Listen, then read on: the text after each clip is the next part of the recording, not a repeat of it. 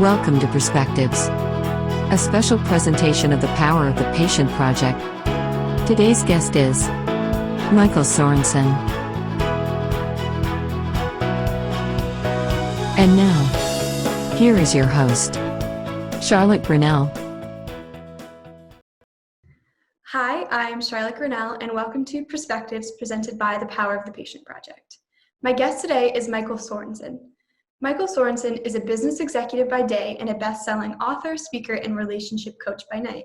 Michael has helped hundreds of thousands of people across the world heal broken relationships, revitalize their confidence, and become masters of connection in business, love, and life.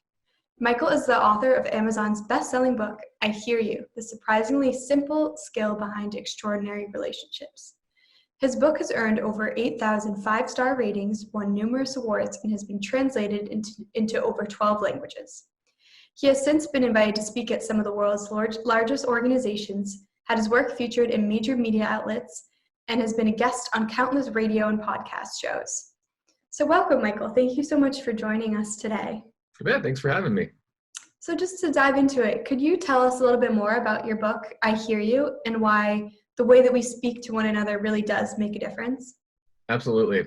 So my book is a very simple, succinct book teaching one key principle known as validation. And the core premise of the book is that the really good listeners of the world, as we call them, do more than just listen. They listen, seek to understand, and then validate. And it's that third point that I call the secret sauce, kind of the magic ingredient of connection. That validation means helping people feel heard and understood. You know, if you think about when we talk with people day in and day out, if we complain to someone, usually we don't want advice right away, right? Usually we want something different, and we don't always know what that is. All we know is that if somebody jumps right into giving us advice, we get defensive and we're like, well, no, don't, Well, the reason is because you weren't really wanting advice in that moment. You were wanting validation. You were wanting them to say, oh, geez, I can't even believe that, or whatever it is. And that doesn't mean that they can't give you advice later. But that's the core premise of the book, is that we as humans want to feel like we belong. We want to feel like people understand us. And validation is one of the most powerful ways to provide that to people. Yeah, I definitely agree. And I think most people can relate to that in some relationship in their life, whether it's romantic or family member or friends, that everyone's kind of seeking that. And so I understand that unlike others in your field, you said that you're not a therapist or social worker. So what inspired you to become a relationship expert and help other couples? Yeah, it's funny. I do shy away from the term relationship expert because I don't feel like I'm an expert. But I got into this field via the book. But really before the book was 4 or 5 years of therapy. I started seeing a therapist 10 plus years ago to get help working through a number of different issues in my life. And throughout the course of meeting with this woman several times a week, I learned so many valuable life and relationship skills that I came away kind of scratching my head thinking, why on earth is the rest of the world not taught this stuff? Like, you don't have to be sick in the head or addicted to something or whatever to benefit from these things. And, I was all excited. I was trying to share it with friends and family. This one core idea of validation was one that really stuck with me. And as I was trying to explain it to people, I was having a hard time doing so. So I tried to find books on the subject. Long story short, I couldn't find one that taught it in the way that I felt was most practical and most valuable. And so I felt inspired to write my own. And, pushing aside the inner critic and all this other stuff of, well, who would listen to you? You're not a therapist, you're not a doctor, so on and so forth. I decided to write it anyway. And as you mentioned at the beginning, it's been met with tremendous success. And I say that with the greatest amount of humility I can and excitement, because now I do receive feedback from people all over the world telling me how their lives have been benefited from this just as much as my own. And so that's ultimately what's brought me here, is I feel like it's kind of my way of paying it forward, sharing all these things that I learned in therapy with others, and doing my best to spread that all throughout the world. Yeah, and I think it speaks to how much people need that and crave that, is by how successful that the book has been, is that people are wanting this, even if they didn't know that this was something that they needed. Once they start to read about it, they're like, oh, how did I not know that before? Because even the way that you said it, it sounds so simple, the validation thing, and some people just don't realize that's what they need. So it's really interesting. And so due to coronavirus and social distancing, it obviously has created obstacles for people to create connections to others. And so could you provide any advice you have on how people can continue to create meaningful connections during this time? Sure. Yeah, I've thought about this a lot, obviously. And even within my own life, I've had to kind of think, gee, how do I keep my relationships intact?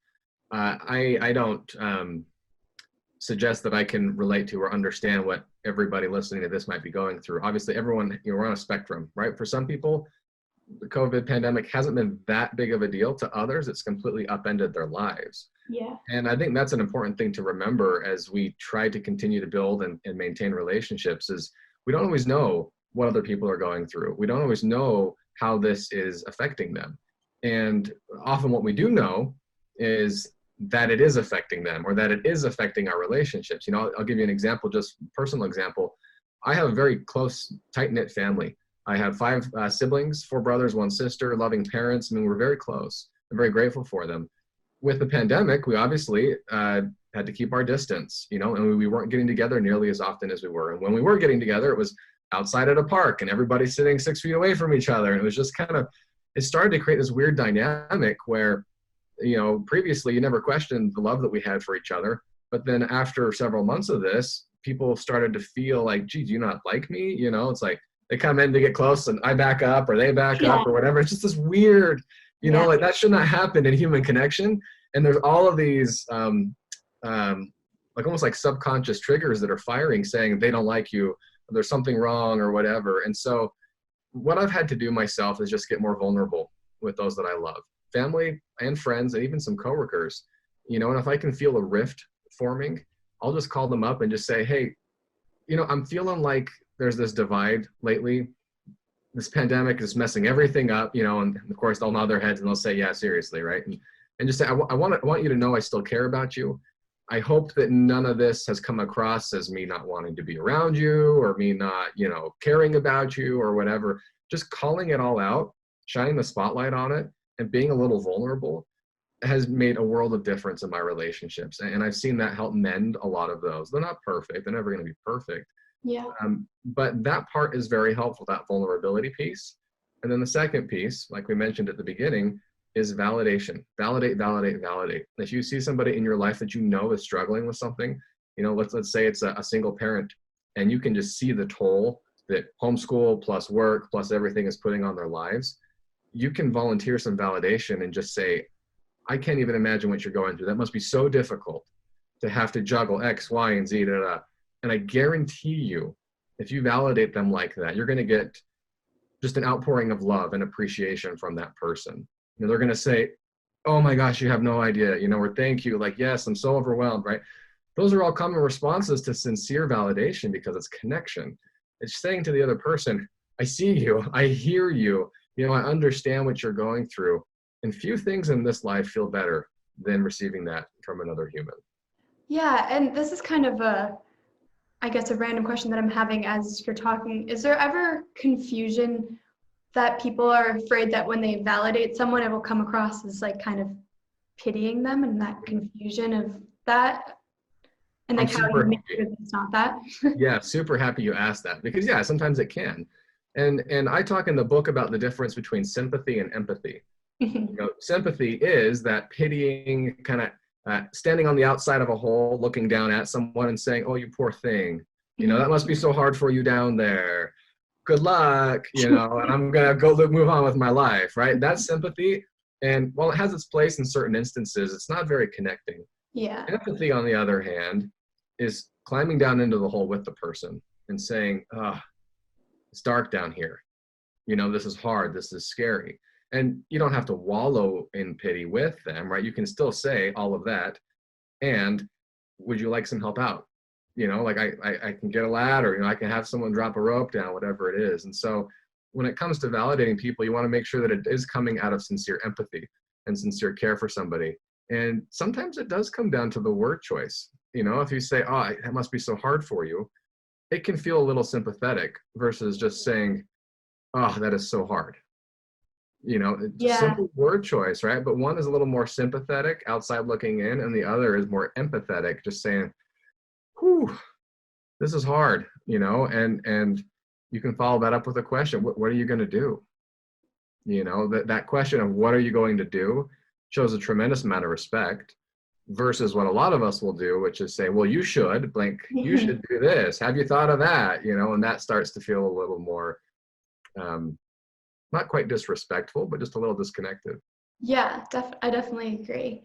And so you've mentioned, a few things, but if you could pick one thing that you want people to keep in mind when building a healthy relationship, what would it be? Well, no surprise, validation. Yeah. Obviously I'm going to keep Yeah. hitting that button, because it's just so powerful. Literally just this morning, I got another email from a gentleman who said, I think you've saved my marriage. My wife and I have been together for 20 years, and this is the piece that we were missing.